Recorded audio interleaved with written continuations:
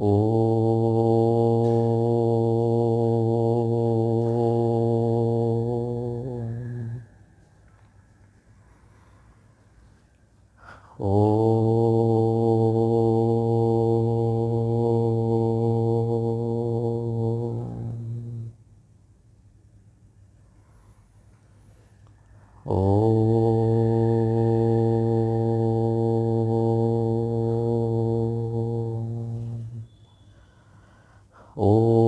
सहनाववतु सहनौ भुनक्तु सह वीर्यं करवावहै तेजस्विनावधीतमस्तु मा विद्विषावहै।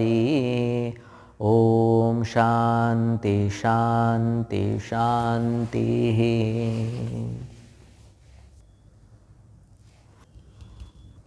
12वें अध्याय में भगवान कहते हैं कि कर्मफल त्यागः विशिष्यते।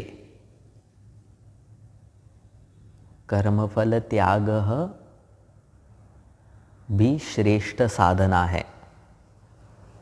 और भगवान कर्मफल त्याग की तुलना ध्यान से करते हैं। जितना ध्यान को व्यक्ति महत्व देता है उतना ही व्यक्ति कर्मफल त्याग को भी उतना ही व्यक्ति ने कर्मफल त्याग को महत्व देना चाहिए। तो ये कर्मफल त्याग क्या है? नाम जैसा कहता है। क्या कहता है नाम? कर्मफल का त्याग करना। तो कर्मफल कितने होते हैं? 2 ही प्रकार के होते हैं, सुख और दुख। करो फिर दुख का त्याग। दुख का त्याग होता है तो बाकी की कुछ करने की ज़रूरत ही नहीं है ना।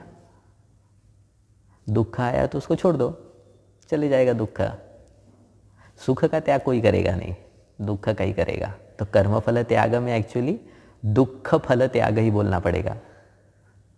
ऐसा होता नहीं है ना, पर दुख का कोई त्याग नहीं कर सकता। भगवान ही दूसरे अध्याय में कहते हैं कर्मणि एव अधिकारः ते मा फलेषु कदाचन कदाचन फलेषु ते अधिकार न। तुम्हारा कर्म करने में ही अधिकार है, मतलब कर्म करने में ही स्वातंत्र्य है। तुम कर्म को अपने मन के हिसाब से कर सकते हो। तुम्हें कर्म करना है, नहीं करना है, कर्तव्य करना है, कर्तव्य का त्याग करना है, या परधर्म करना है, ये सब अधिकार, ये सब चुनाव करने का अधिकार तुम में है। पर एक बार कर्म करने के बाद उसका जो फल निर्माण होगा, जो फल प्राप्त होगा, तो उस फल को चुनने का अधिकार भगवान ने मनुष्य को नहीं दिया। जो फल प्राप्त होता है, जो फल कर्म का फल बनता है, कर्म का जो फल बनता है वह फल मुझे स्वीकार करना ही पड़ता है, मैं चाहूँ या न चाहूँ। तो कदाचन अधिकारः मा, तुम्हारा कर्म फल में अधिकार नहीं है, नियम है ये जगत का। तो अभी यहाँ पे भगवान क्या कह रहे हैं? कर्म फल का त्याग करो। और दूसरे अध्याय में क्या कहते हैं भगवान? कि कर्म फल का त्याग नहीं हो सकता। तो फिर भगवान क्या कहना चाहते हैं? तो कर्म फल का त्याग का अर्थ क्या है? बहुत सुंदर है ये। वहाँ पे भगवान कह रहे हैं कि कर्म फल का त्याग मतलब कर्म फल के आग्रह का त्याग होना चाहिए। किसी व्यक्ति ने कर्म किया, किसी उद्देश्य से, किसी इच्छा की पूर्ति के लिए किसी ने कोई कर्म किया। अभी कर्म करते वक्त उसका भाव कैसा था कि मैं ये कर्म कर रहा हूँ तो इसका फल मुझे मिलना ही चाहिए। ये जो ही लगता है भाव में, आग्रह लगता है भाव में, भगवान कहते हैं उस आग्रह का त्याग होना चाहिए। क्यों उस आग्रह का त्याग होना चाहिए? अगर मैंने कर्म किया है तो फल मिलना चाहिए। हाँ, तो ऐसा नहीं होता है ना, क्योंकि कोई भी फल के लिए जब व्यक्ति कर्म करता है तो उसमें केवल स्वप्रयत्न ही एक क्राइटेरिया नहीं होता है। वह कर्म किस भाव से किया, कर्म किस देश में किया, कौन से समय में किया, कर्म करते वक्त कितना प्रयत्न मैंने किया, मेरा प्रारब्ध कैसा था, कैसा है, ये सारी चीज़ें, ऐसे बहुत सारी चीज़ें मिल कर के कर्मफल बनाती है। उसमें कर्म स्वप्रयत्न पुरुषार्थ एक पार्ट है। तो जब मैंने एक कर्मफल को बनने के लिए, एक कर्मफल को प्राप्त करने के लिए अपने से जितना बनता है उतना मैंने कर्म किया।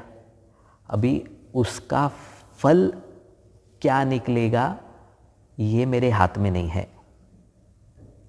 उसका फल तो कर्म सिद्धांत के नियमों के हिसाब से ही बनेगा, पर कर्मफल को बनने में केवल कर्ता ही निमित्त है ऐसा नहीं है।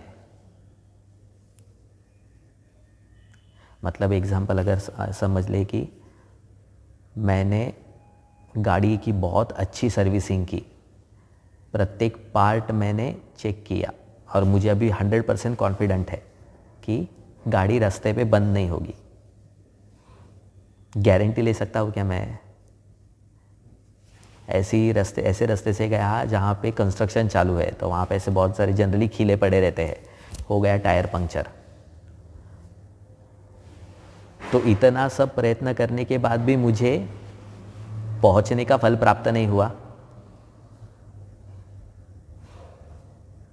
क्या कहना चाहता हूँ मैं कि केवल स्वप्रयत्न ही इच्छित फल को, सब स्वप्रयत्न का अपना एक रोल है, उसका एक अपना महत्व है, पर केवल वो करने से सब कुछ मिल जाएगा ऐसा नहीं है। इसलिए भगवान क्या कहते हैं कि कर्म फल में आग्रह मत रखो। तुम्हारा काम क्या है?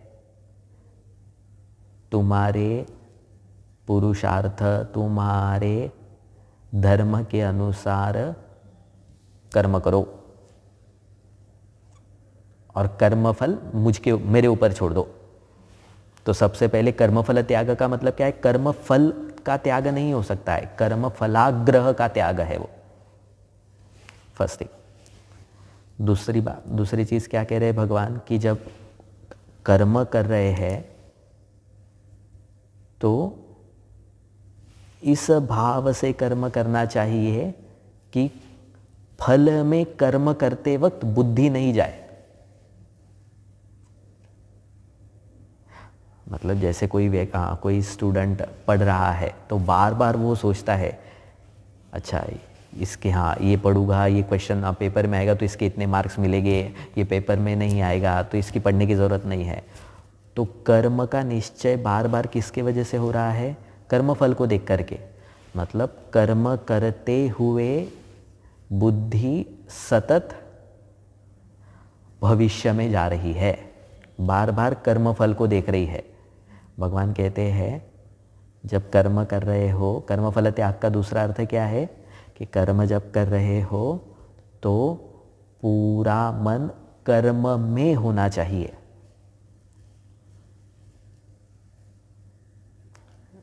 तीसरे अध्याय में कहते हैं विगत ज्वर होकर के कर्म करो। मतलब बिना संताप के, बिना ताप के, बिना टेंशन के कर्म करो। मतलब क्या है कि कर्म करते समय ही मन पूरा कर्म में होना चाहिए। मतलब इतना कर्म में होना चाहिए कि अगर किसी ने आपसे पूछा कि इस कर्म का तुम्हें क्या फल मिलेगा, तो मन में तुरंत भाव आना चाहिए कि पता नहीं क्या मिलेगा, मेरा काम है अभी यहाँ पे काम करना। इस प्रकार से जो कर्म करता है तो वह कर्म में ही सुख प्राप्त करता है। उसे कर्म फल के लिए राह देखने जरूरत, कर्म फल की राह देखने की जरूरत नहीं पड़ती। कर्म फल मिलेगा तब वो सुखी होगा ऐसा नहीं है। उसकी जर्नी ही आनंददायक होती है। मतलब ये ऐसा है ना कि ट्रेकिंग पे कोई किसी को पहाड़ चढ़ना है, ट्रेकिंग करना है, तो पहाड़ चढ़ना तो गोल है, पर पहाड़ चढ़ने में जो मज़ा आता है वह मज़ा पहाड़ चढ़ने पर जो आएगा उससे कम नहीं है। तो यह कर्मफलाग्रह और कर्मफल का चिंतन। कोई कंप्यूटर पे कुछ काम कर रहा है, प्रोग्रामिंग कर रहा है बार बार कि एक्सेप्ट होगा क्या नहीं, क्लाइंट को पसंद आएगा क्या नहीं, ये जो चिंता होती है वह चिंता छोड़ो। कर्म को या कर्म करते हुए ही मन को भविष्य में मत ले जाओ। और तीसरा क्या है? प्रसाद बुद्धि। प्रसाद बुद्धि क्या है? कि जो मैंने कर्म किया है,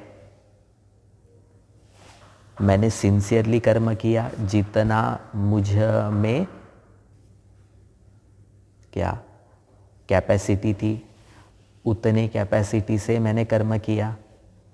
अभी जेन्युइनली मैं मानता हूँ कि इससे ज़्यादा मैं कर्म नहीं कर सकता। This was my limit. ये कर्म करने के बाद कर्म फल त्यागी क्या सोचता है? अभी मैंने अपना काम तो किया, अभी ईश्वर का काम है कि वह उसके इच्छा के अनुसार मुझे कर्मफल देगा। तो जो कर्मफल उसको प्राप्त होगा कर्म करने के बाद, उसमें उसका भाव क्या होगा कि यह फल ईश्वर से प्राप्त हुआ है, ईश्वर ने मुझे दिया है। ईश्वर में कोई राग द्वेष नहीं है, ईश्वर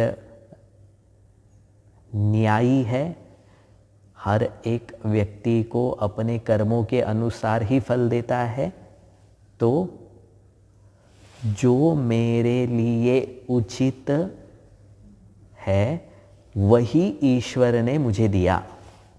तो चाहे वह फल मेरे इच्छा के अनुसार हो या इच्छा के विरुद्ध मिला हो, बुद्धि क्या बनेगी? हाँ, क्योंकि यह फल ईश्वर ने मुझे दिया है, न्याय से दिया है, तो इसको मैं ईश्वर का प्रसाद समझ करके ग्रहण करूं। ईश्वर की ही कृपा होगी, ईश्वर की ही कृपा है, या ईश्वर फल दुखद होगा तो ईश्वर का ही अनुग्रह है कि वह मुझसे मेरे दुर्गुण को निकालना चाहता है, या आगे कोई भविष्य में कुछ अच्छा सोचा है ईश्वर ने, इसीलिए यह आज प्राप्त हुआ है। इति बुद्धि, ऐसी बुद्धि। तो जो साधक है, कर्मफल त्यागी है, वो जब कर्म कर रहा है तो कर्म फल के हिसाब से सक्सेस या फेल्यूर इसको डिफाइन नहीं करता है, क्योंकि there is nothing called as success and failure for साधक, कर्मफल त्यागी। सक्सेस क्या होती है कि जब जिस इच्छा से मैंने कर्म किया, कर्म की शुरुआत की, वह इच्छा पूरी हो गई, मतलब जो चाहिए था वो मुझे मिल गया, देन आई एम सक्सेसफुल। उससे ज़्यादा मिला तो आई एम मोर सक्सेसफुल। और अगर जैसी इच्छा है वैसी नहीं मिली तो हाँ, मेरे से तो कुछ नहीं होता है, पता नहीं, मैं तो किसी काम का नहीं, दुनिया बड़ी कॉम्पिटिटिव है, so many things, then thoughts come. ये समाज हमेशा खींचता है, ऊपर चढ़ने लगा तो नीचे से पैर खींचता है। ये सारी चीज़ें साधक की बुद्धि में नहीं आती है। वो क्या सोचेगा, कर्म मैंने किया है, genuinely, sincerely, dedicatedly, with devotion कर्म किया है, कर्म फल देने का काम अभी ईश्वर का है, और ईश्वर जो कोई भी कर्म फल देगा वह मेरे हित के लिए ही होगा। ईश्वर मुझ पर कभी अन्याय नहीं करेगा, ऐसा समझ करके जो उस प्रसाद को ग्रहण करता है, कर्म फल को ग्रहण करता है, तो ऐसा कर्म फल या इस भाव से ग्रहण किया हुआ कर्मफल उसके मन को विचलित नहीं करता।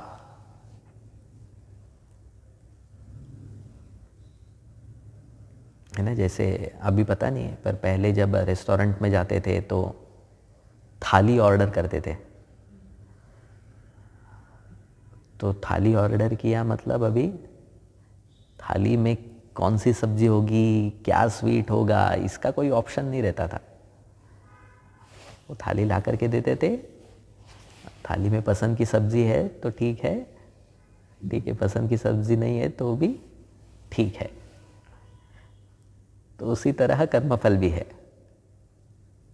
थाली ऑर्डर की मतलब मैंने कर्म किया, अभी उस थाली में क्या आएगा ये देखने का काम किसका है?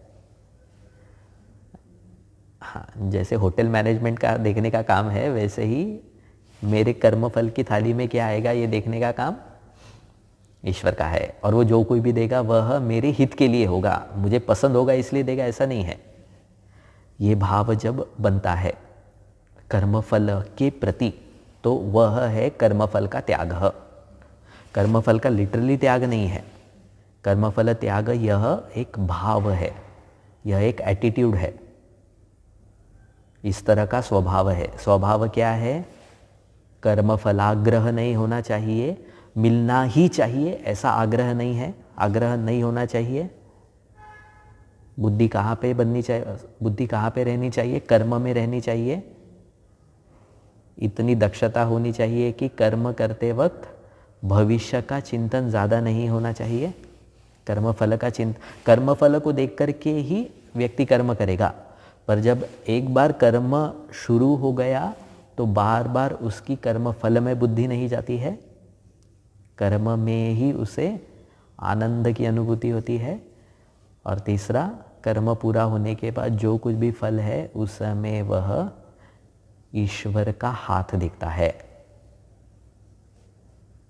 ईश्वर को बीच में लाया तो ईश्वर इज नॉट कॉम्पिटिटर ना, ईश्वर कोई मेरा द्वेषी नहीं है। तो कर्म फल में जब मैं ईश्वर को लाता हूँ तो अपने आप भाव बनता है कि yes, this is something good for me. जैसे डॉक्टर के पास गए और किसी ने कहा कि ये डॉक्टर ने दिया है, तो क्या भाव बनता है कि मेरे लिए, हाँ, वैद्य ने दिया है तो ऐसा ही भाव बनेगा कि हाँ, मेरे स्वास्थ्य के लिए ही दिया है। तो उसकी टेस्ट में बुद्धि नहीं जाती है।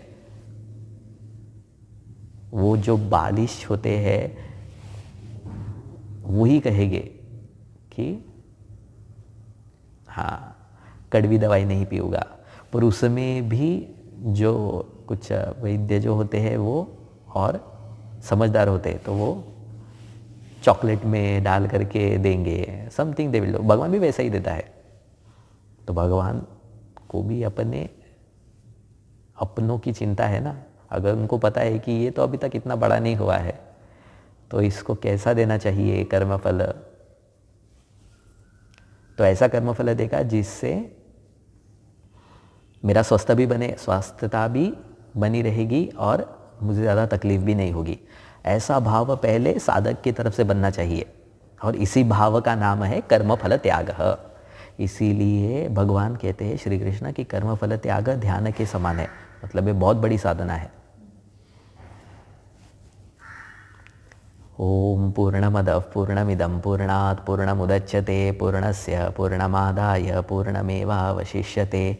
ओम शांति शांति शांति। हरि ओम श्री गुरुभ्यो नमः। हरि ओम।